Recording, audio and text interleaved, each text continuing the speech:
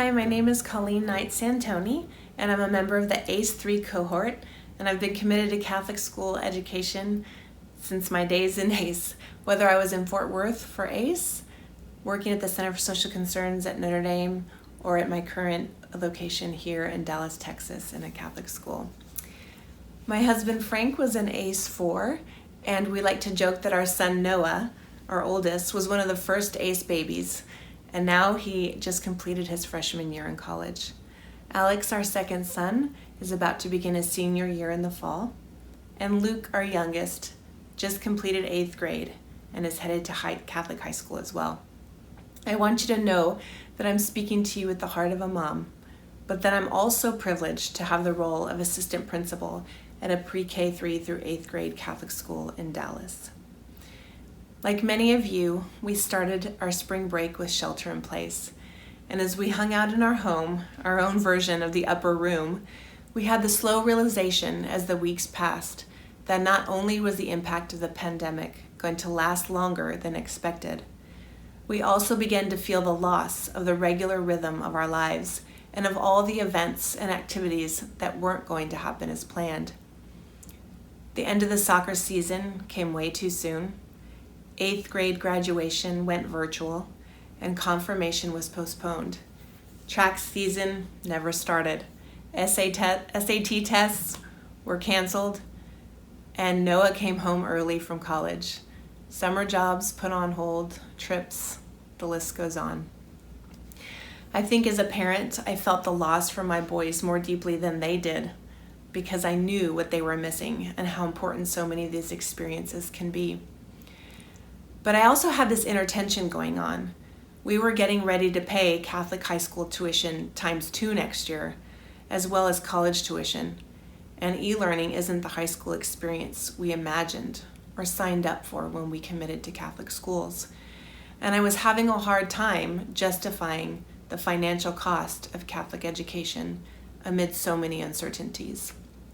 We have loved our Catholic schools and high school for the amazing programs and facilities, but mostly for the daily access and interactions with people who help us love, educate, and challenge our boys to become who they were meant to be. Now I'm going to switch to my Catholic educator hat for a second here, because on the other side of the coin, the challenge has been to continue to convey the message that Catholic schools are worth the investment, and especially at a time like this. That our mission is alive and needed now more than ever, and that we have the opportunity to continue to teach our students the importance of solidarity and the value of the common good. So I have a friend who's super creative, and she was helping me create these rosary beads from scratch, from a clay. And after they were rolled, meticulously shaped, and baked, she brought out this rock tumbling machine that was part of the next step. And the rock tumbling machine involves 4 different types of rocks with varying coarseness. And the beads go into this tumbler with one set of rocks, and it tumbles for 8 hours. When that's completed, they stay in, the beads stay in, and the next set of rocks go in. Another 8 hours. And the idea is that by bumping up against these rocks in the tumbler, the beads will come out smoother and shinier with each progressive tumbling session. And then no other treatment will be needed. I was a bit skeptical, but my friend loves this machine. And then when the beads came out, I was amazed at the result, at how beautiful, smooth, and shiny the beads were. I think the gift of Catholic schools is that it's a little bit like the rock tumbler. Our children have the opportunity to bump up against ideas, people, values, and a mission rooted in Jesus in a very intentional way that helps create and form the well-rounded, beautiful individuals that are prepared to engage with and bless those around them. So as a parent, the hope is always that someday, maybe 10 years down the road, our children will understand and appreciate the value of the Catholic education experience. And I was expecting that to come down the road. But within months of him starting at college, he was sent Frank and I a net message, and it was of pure gratitude. He felt so academically prepared, but then my 18-year-old boy also said he felt emotionally and spiritually prepared as well. He had been able to really engage and find a healthy community of friends, and recreate that experience of engagement. He also found a community beyond his college experience, in an inner city school where he was able to serve as a mentor in the area of robotics, which is his love. I was so grateful for that affirmation, but just that my son was aware of the value and the impact that Catholic education had already had on him. One last story.